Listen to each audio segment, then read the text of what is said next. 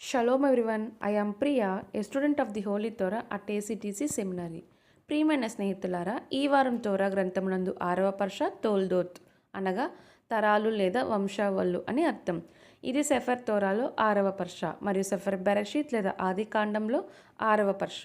ఈ పర్ష యొక్క 7వ అలియా బెరషీత్ 28వ అధ్యాయం 5వ వచనం నుండి 9వ వచనం వరకు.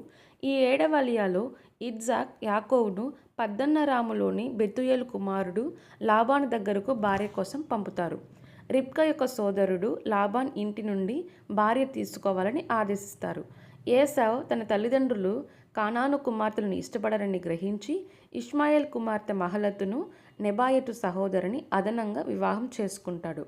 ఈ భాగం యాకోబు యొక్క ప్రయాణ ప్రారంభాన్ని, నిబంధన కుటుంబం శుద్ధత కొనసాగింపును, ఏసావ్ యొక్క ఆలస్యమైన మార్పు ప్రయత్నాన్ని మరియు ఎలోహిం ఎన్నికలో కుటుంబ విధేయతను నొక్కి చెప్తుంది. ప్రియమైన స్నేహితులారా, మరిన్ని తోరా పాఠాల కోసం మా యూట్యూబ్ ఛానల్ను సబ్స్క్రైబ్ చేయండి. షలోమ్ లెహిత్రోత్.